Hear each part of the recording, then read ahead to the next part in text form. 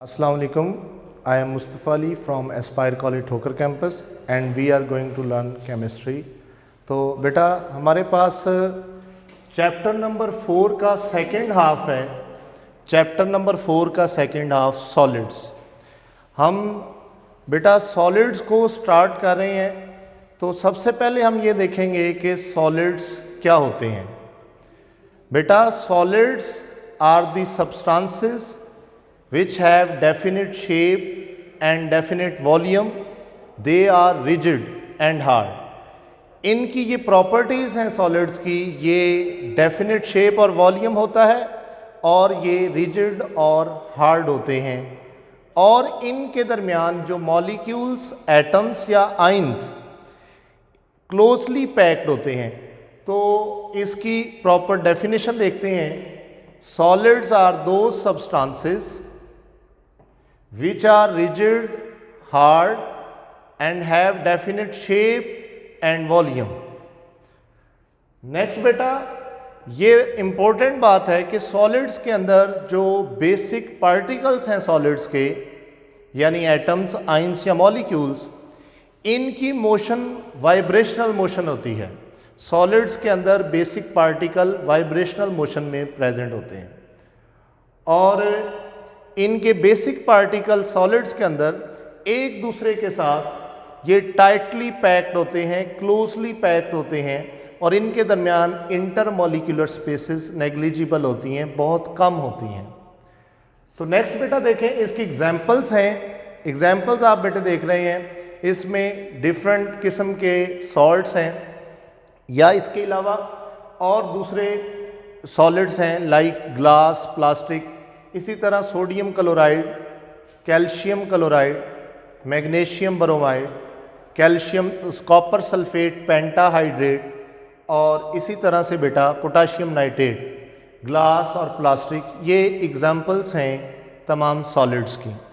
Solids को next हम classify करते हैं, और इनकी क्लासिफिकेशन की बेस ये है कि हम इनमें जो बेसिक पार्टिकल, एटम, आइंस या मॉलिक्यूल्स हैं, वो किस तरह से अरेंज होते हैं।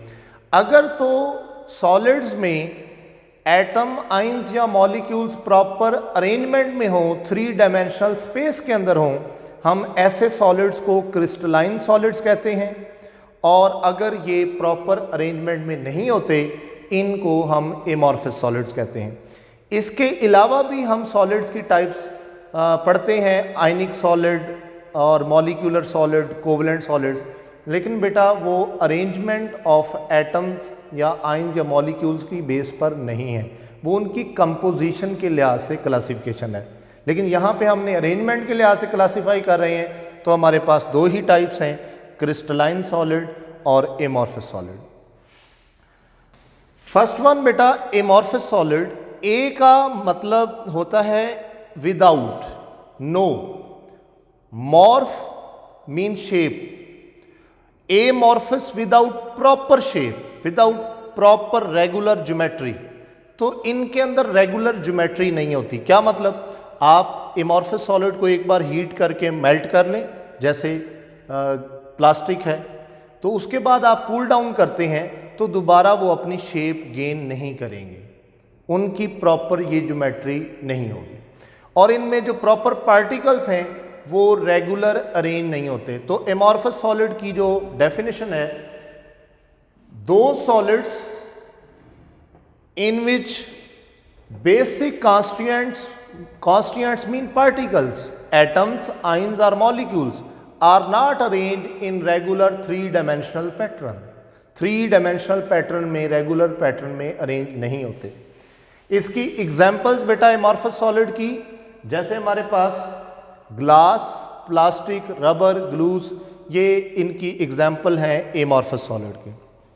एमॉर्फस सॉलिड में ही एक एमसीक्यू, ये शॉर्ट क्वेश्चन के तौर पे भी पूछा जाता है कि व्हाट आर क्रिस्टलाइट्स। तो एमॉर्फस सॉलिड्स के अंदर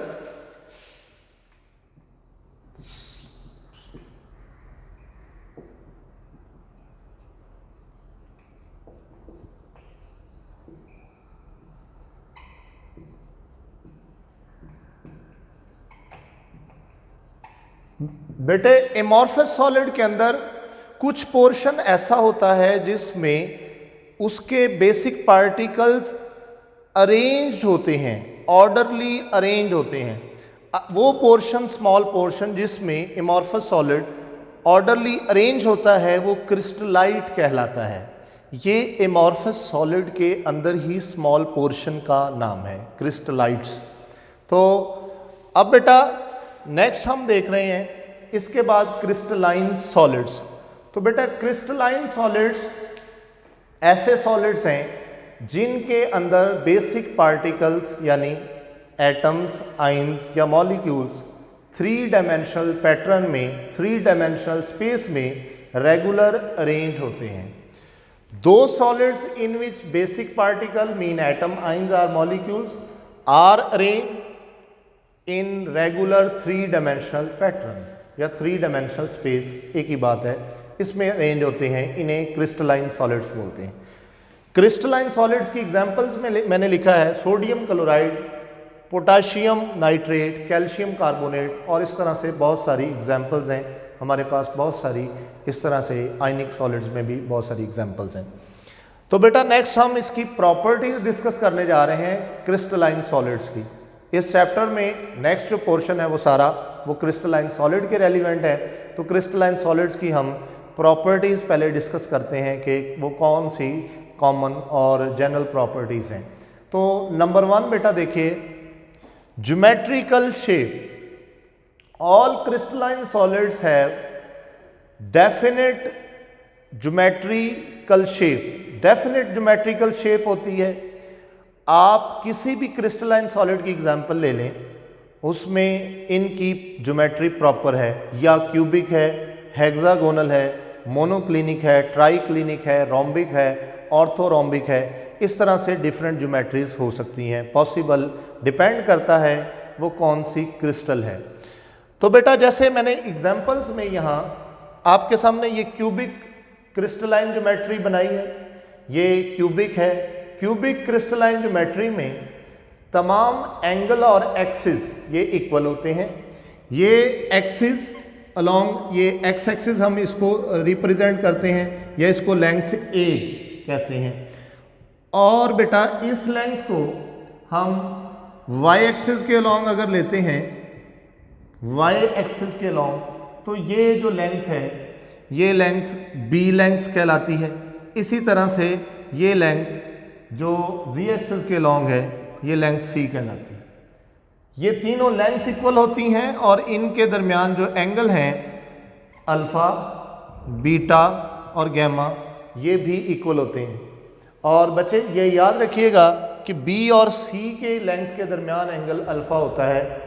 आप अपनी मर्ज़ी से दूसरा एंगल नहीं बनाएंगे। तो B और C के दरमियान अल्फ़ा, C और B के दरमियान, A के दरमियान बीटा और A और B के दरमियान गैमा एंगल होगा। नेक्स्ट बेटा इसी तरह से टेट्रागोनल ज्योमेट्री आपके पास है सामने। इसमें 2 एक्सिस इक्वल होती हैं, तीसरी एक्सिस इक्वल नहीं होती, लेकिन तीनों एंगल इक्वल होते हैं। हम 7 क्रिस्टल सिस्टम के अंदर इसको डिटेल में तमाम ज्योमेट्रीज को पढ़ेंगे।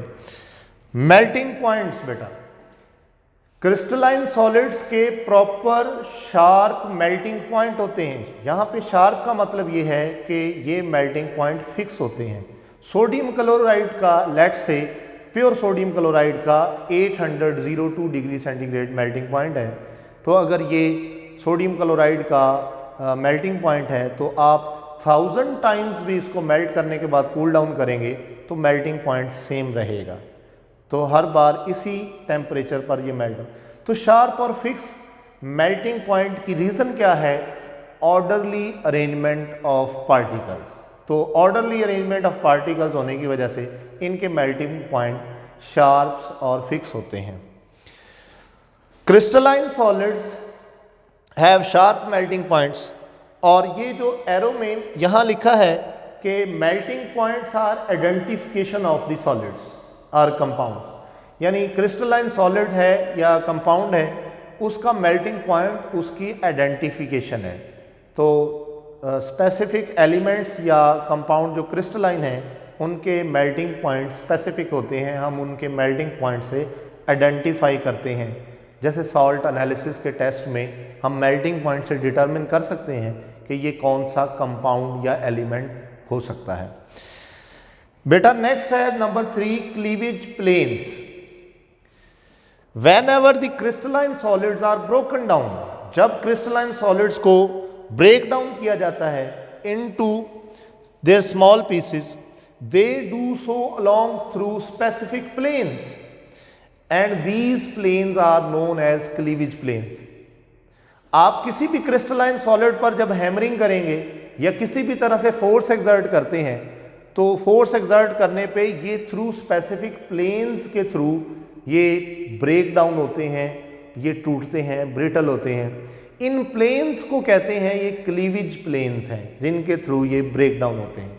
ये क्लीवेज प्लेन्स बेटा जो इम्पोर्टेंट बात है नोट करने की, ये क्लीवेज प्लेन्स जो है ये एक दूसरे के साथ इंक्लाइंड होती हैं, किसी स्पेसिफिक एंगल पर होती हैं और ये स्पेसिफिक एंगल हर क्रिस्टल में स्पेसिफिक होता है और डिफरेंट क्रिस्टलाइन सॉलिड्स में ये एंगल डिफरेंट हो सकता है।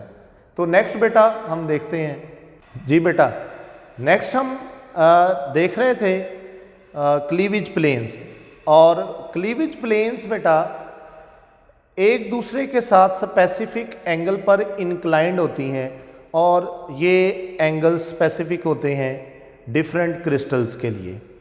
तो cleavage planes are inclined to one and other at specific angle, और ये डिफरेंट क्रिस्टल में ये एंगल डिफरेंट पॉसिबल है, हो सकता है। नेक्स्ट नंबर 4 पे बेटा एन आइसोट्रोपी। एन आइसोट्रोपी किसी भी सब्सटेंस की क्रिस्टलाइन सॉलिड्स की ऐसी प्रॉपर्टी है जो डायरेक्शन पे डिपेंड करती है, यानी क्रिस्टल्स की डिफरेंट डायरेक्शन में डिफरेंट फिजिकल प्रॉपर्टीज होती हैं। इसकी रेगुलर डेफिनेशन है some of the crystals show variation in their physical properties. Physical properties कौन कौन सी हैं? जैसे refractive index, thermal and electrical conductivity, thermal and electrical conductivity, इसी तरह से कोफिशिएंट ऑफ हीट एक्सपेंशन, यानी कोई बॉडी हीट गेन करने के बाद किस एक्सटेंट तक एक्सपेंड होती है। ये सारी फिजिकल प्रॉपर्टीज डिफरेंट हो सकती हैं इन डिफरेंट डायरेक्शन, सेम ही क्रिस्टलाइन सब्सटेंस के अंदर, सॉलिड के अंदर। Some of the crystals show variation in physical properties depending upon direction. These properties are called anisotropic property. ये प्रॉपर्टीज एन आइसोट्रोपिक प्रॉपर्टीज कहलाएंगी। रिफ्रैक्टिव इंडेक्स पहले number पे जो मैंने लिखा है बेटा, रिफ्रैक्टिव इंडेक्स क्या होता है? ये रिफ्रैक्टिव इंडेक्स इक्वल होता है sine I over sine R, यानी दो एंगल्स की रेशो है, एंगल ऑफ इंसिडेंस और रिफ्लेक्शन। तो दोनों की रेशो एक कांस्टेंट वैल्यू है। किसी भी क्रिस्टलाइन सॉलिड से अगर डिफरेंट एंगल से लाइट को पास किया जाए तो लाइट की रिफ्लेक्शन डिफरेंट एंगल पर होती है, तो ये प्रॉपर्टी कहलाएगी anisotropy. Refractive index anisotropic property है। यहाँ पे एक एग्जाम्पल डिटेल में, उससे शॉर्ट क्वेश्चन है बुक की एक्सरसाइज में भी, और वो ये है why electrical conductance in graphite is more in parallel direction. तो बेटा उसका आंसर ये है कि इन केस ऑफ ग्रेफाइट अगर हम करंट पास करते हैं, इलेक्ट्रिकल एनर्जी पास करते हैं, तो पैरेलल लेयर्स में एटम्स की तादाद ज़्यादा होती है और जिसकी वजह से नंबर ऑफ फ्री इलेक्ट्रॉन्स ज़्यादा प्रेजेंट होते हैं, अवेलेबल होते हैं। और अगर हम करंट वर्टिकल डायरेक्शन में पास करें तो नंबर ऑफ फ्री इलेक्ट्रॉन्स कम होते हैं, जिसकी वजह से इलेक्ट्रिकल कंडक्टेंस कम होती है। इसमें पैरेलल टू द लेयर्स जब करंट पास किया जाता है तो कंडक्टिविटी ज़्यादा होती है, यानी इलेक्ट्रिकल करंट ज़्यादा पास होता है। आप देख रहे हैं कि एक डायरेक्शन में इलेक्ट्रिकल कंडक्टिविटी कम है और एक में ज़्यादा है, इसका मतलब ये एन आइसोट्रोपिक प्रॉपर्टी है। तो इलेक्ट्रिकल कंडक्टेंस भी एन आइसोट्रोपिक प्रॉपर्टी है। यहां एक और बात कि क्लीवेज, अभी हमने पढ़ा है क्लीवेज प्लेन्स, बेटा cleavage itself is an isotropic property. वो कैसे कि क्लीवेज में हमने ये कहा कि डिफरेंट प्लेन्स इंक्लाइंड होती हैं एक दूसरे के साथ एक स्पेसिफिक एंगल पर, तो आप जब वो डिफरेंट डायरेक्शन से आप क्लीवेज करते हैं तो क्लीवेज डिफरेंट होगी। तो cleavage is also an isotropic property. Cleavage is also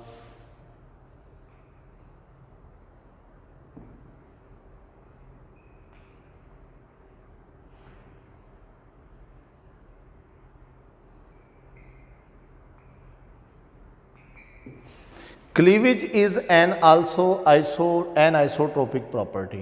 और पिछले वाले टॉपिक्स में हम पढ़ आए हैं कि liquid crystals are always an isotropic.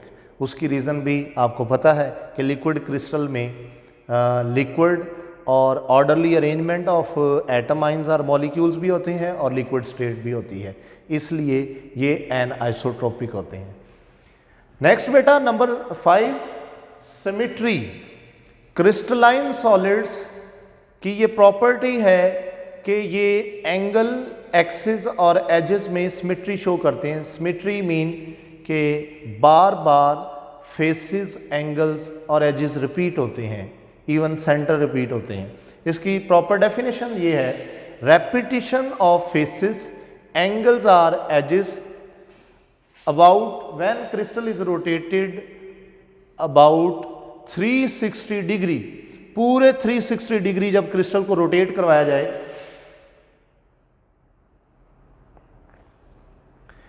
ये देखें, अगर क्यूबिक क्रिस्टल में हम एग्जांपल ले लें, ये एंगल अगर आप 360 डिग्री अलोंग रोटेट कर रहे हैं, 90 का है तो ये एंगल भी 90 का है, इसी तरह से ये एंगल भी 90 का है।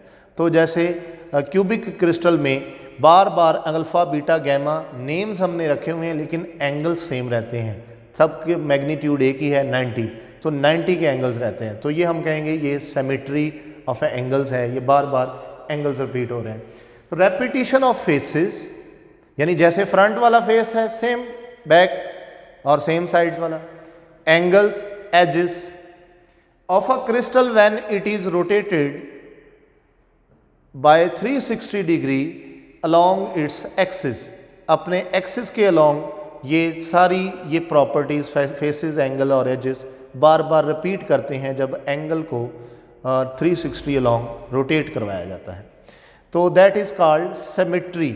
और क्रिस्टलाइन सॉलिड्स में ये सिमेट्रीज पॉसिबल हैं, plane of symmetry, axis of symmetry और इसी तरह से सेंटर ऑफ सिमेट्री। यानी आप क्यूबिक क्रिस्टल में अगर एग्जांपल ले रहे हैं तो सेंटर कहीं से भी ले लें आपको सेम मिलेगा। नेक्स्ट बेटा number 6, habit of a crystal.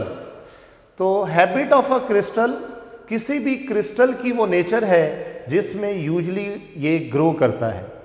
जैसे NaCl सोडियम क्लोराइड की अपनी नेचुरल शेप ज्योमेट्री क्यूबिक है, तो ये हर बार क्यूबिक ज्योमेट्री में ही ग्रो करेगा। इसी तरह से सल्फर या तो ये मोनोक्लिनिक में एग्जिस्ट करता है या रोम्बिक में, तो इसकी जो नेचुरल शेप है या मोनोक्लिनिक होती है या इसी तरह से रोम्बिक होती है। ये कहलाती है हैबिट ऑफ अ क्रिस्टल। क्या हम किसी क्रिस्टल की हैबिट को चेंज कर सकते हैं? तो इसका आंसर है यस, हम कर सकते हैं। वो कैसे कि अगर हम प्योर क्रिस्टलाइन सब्सटेंस के अंदर, क्रिस्टलाइन कंपाउंड के अंदर इम्प्योरिटीज ऐड कर दें तो इसकी ज्योमेट्री, इसकी ज्योमेट्रिकल शेप चेंज हो सकती है। For example, when 10% urea is added to the NaCl, तो इसकी क्यूबिक ज्योमेट्री से नीडल लाइक क्रिस्टल्स मिलती हैं। तो नीडल लाइक क्रिस्टल्स इस बात का सबूत है कि इसकी नेचर, इसकी क्यूबिक ज्योमेट्री चेंज हो गई है। तो इम्प्योरिटीज की एडिशन पर आप उसकी ज्योमेट्रिकल शेप को चेंज कर सकते हैं। नेक्स्ट बेटा नंबर 7 पर आइसोमॉर्फिज्म। आइसो का मतलब सेम, मॉर्फ का मतलब शेप और इज्म इज द प्रोसेस। तो ऐसा प्रोसेस जिसमें एक से ज़्यादा सब्सटेंसेस अपनी एक जैसी क्रिस्टलाइन फॉर्म्स या ज्योमेट्रीज को शो करता है। टू और मोर substances having same crystalline geometry are called isomorphs and this phenomena will be called isomorphism. For example, जैसे हमारे पास एग्जाम्पल के तौर पे पोटाशियम नाइट्रेट और सोडियम नाइट्रेट। पोटाशियम नाइट्रेट और सोडियम नाइट्रेट दो डिफरेंट कंपाउंड हैं, इनकी केमिस्ट्री डिफरेंट है, लेकिन इनकी क्रिस्टलाइन फॉर्म सेम है, रोम्बोहेड्रल। उसकी रीज़न क्या है? उसकी रीज़न ये हो सकती है कि इन दोनों कंपाउंड्स के अंदर जो एटॉमिक रेशो है वो सेम है। आप देख रहे हैं पोटाशियम का 1 atom, nitrogen 1 atom, oxygen 3। Same इसी तरह सोडियम 1 एटम और नाइट्रोजन 1 और ऑक्सीजन 3, 1:1:3 दोनों में सेम रिपीट हो रही है। तो इसलिए इनकी क्रिस्टलाइन ज्योमेट्री यानी क्रिस्टलाइन फॉर्म भी सेम होगी। नेक्स्ट बेटा एक और एग्जांपल दी रोम्बोहेड्रल के अलावा हेक्सागोनल। जिंक और कैडमियम, जिंक और कैडमियम हेक्सागोनल ज्योमेट्री शो करते हैं, दोनों एक ही ज्योमेट्री क्रिस्टलाइन फॉर्म शो कर रहे हैं। और हेक्सागोनल की आपके सामने ये पिक्चर भी मैंने बनाई है। इनमें एटॉमिक रेशो देखें तो 1:1 है। एक एमसीक्यूज सल्फेट और क्रोमेट, बेटा सल्फेट आइन और क्रोमेट आइन, ये एमसीक्यूज एंटी टेस्ट में आया था कि इनकी ज्योमेट्री कैसे होती है। क्रोमेट और सल्फेट की ज्योमेट्री एक जैसी है, वो टेट्रागोनल है, दोनों की ज्योमेट्री टेट्रागोनल है और टेट्राहेड्रल है, और ये एमसीक्यूज आया हुआ है। नेक्स्ट बेटा पॉलीमॉर्फिज्म नंबर 8 पे। पॉली का मतलब बेटा मैनी, मॉर्फ ज्योमेट्रिकल शेप या शेप और इज्म प्रोसेस। अगर बहुत सारे कंपाउंड एक ही कंपाउंड एक ही सब्सटेंस एक से ज्यादा क्रिस्टलाइन ज्योमेट्रीज के अंदर एग्जिस्ट कर रहा हो, एक से ज्यादा क्रिस्टलाइन फॉर्म में एग्जिस्ट कर रहा हो, that is called polymorph and this process is called polymorphism. Polymorphism is a phenomena in which a compound exists more than one crystalline form. तो बेटा इसकी एग्जांपल्स जरा देखिएगा। कैल्शियम कार्बोनेट ट्राइगोनल और ऑर्थोरोम्बिक क्रिस्टलाइन फॉर्म में exist करता है। Calcium carbonate trigonal और ऑर्थोरोम्बिक स्टेट में एग्जिस्ट करता है। तो हम ये कहेंगे कैल्शियम कार्बोनेट पॉलीमॉर्फिक कंपाउंड है। नेक्स्ट बेटा एलोट्रोपी। ये क्वेश्चन बेटा शॉर्ट क्वेश्चन के तौर पे डिफरेंशिएशन में रिपीट होता है, differentiate between polymorphism and allotropy. तो इनमें सिमिलरिटीज भी हैं और डिफरेंस भी है। सिमिलरिटी ये है कि दोनों में कोई भी सब्सटेंस एक में कंपाउंड और दूसरे में एलिमेंट एक से ज़्यादा क्रिस्टलाइन फॉर्म में या ज्योमेट्रीज में एग्जिस्ट करता है। पॉलीमॉर्फिज्म में एक कंपाउंड एक से ज़्यादा ज्योमेट्रीज में एग्जिस्ट करता है, जबकि एलोट्रोपी में एक एलिमेंट एक से ज़्यादा क्रिस्टलाइन फॉर्म या ज्योमेट्री में एग्जिस्ट करता है। एलोट्रोपी क्या है? Is the phenomena in which an element exist more than one crystalline form. Element exist more than one crystalline form, ये कहलाता है एलोट्रोपी। लाइक एग्जाम्पल्स के तौर पे कार्बन, क्यूबिक, जैसे डायमंड। डायमंड जो है ये डायमंड क्यूबिक फॉर्म में होगा। हेक्सागोनल ग्रेफाइट जो है ये हेक्सागोनल क्रिस्टलाइन ज्योमेट्री में, लेकिन इसके अंदर बेसिक एलिमेंट यानी एलिमेंट एक ही है, वो कार्बन है। तो कार्बन ग्रेफाइट और डायमंड की फॉर्म में होता है, और ग्रेफाइट हेक्सागोनल और डायमंड क्यूबिक ज्योमेट्री में पाए जाते हैं। तो अगर इनमें डिफरेंस आ जाए तो आप ये बता सकते हैं कि polymorphism is the property of compound while the allotropy is the property of element. और नेक्स्ट बेटा लास्ट पे हम लास्ट वाला जो टॉपिक है ट्रांजिशन टेम्परेचर। ट्रांजिशन टेम्परेचर किसी क्रिस्टलाइन सॉलिड का ऐसा टेम्परेचर है जिस पर ये एक क्रिस्टलाइन फॉर्म से दूसरी में चेंज हो रहा होता है। ट्रांजिट का मतलब होता है चेंज, ट्रांजिट मीन चेंज, यानी एक क्रिस्टलाइन फॉर्म दूसरी में कन्वर्ट हो रही होती है। That temperature will be called transition temperature और transit temperature. Two crystalline form of a substance को एग्जिस्ट इन इक्विलिब्रियम। इस टेम्परेचर पर दो क्रिस्टलाइन फॉर्म एग्जिस्ट करती हैं, को एग्जिस्ट करती हैं, मतलब दोनों ही प्रेजेंट होती हैं। ये टेम्परेचर ट्रांजिशन टेम्परेचर कहलाता है। एग्जाम्पल के तौर पे सल्फर 95.5 डिग्री पर ये सल्फर मोनोक्लिनिक और रोम्बिक दोनों क्रिस्टलाइन फॉर्म में एग्जिस्ट कर रहा होता है। इसी तरह टिन, ग्रे टिन और वाइट टिन यानी क्यूबिक और टेट्रागोनल ये 13.2 डिग्री सेंटीग्रेड पर एग्जिस्ट कर रही होती हैं, दोनों क्रिस्टलाइन ज्योमेट्रीज। ये टेम्परेचर 13.2 डिग्री सेंटीग्रेड ये इसका ट्रांजिशन टेम्परेचर कहलाएगा। ये एक बात याद रखिएगा बेटा, ये एमसीक्यू के पॉइंट ऑफ व्यू से कि transition temperature is always less than it's melting point. अगर कोई सॉलिड कंप्लीटली मेल्ट हो जाए तो वहाँ पे कोई क्रिस्टलाइन फॉर्म एग्जिस्ट नहीं करेगी, और अगर कोई क्रिस्टलाइन फॉर्म एग्जिस्ट नहीं करती तो उसका टेम्परेचर हम ट्रांजिशन नहीं कह सकते। तो ट्रांजिशन टेम्परेचर मेल्टिंग पॉइंट से कम होना चाहिए और ये हमेशा मेल्टिंग पॉइंट से कम होता है। तो बाकी इंशाल्लाह नेक्स्ट लेक्चर में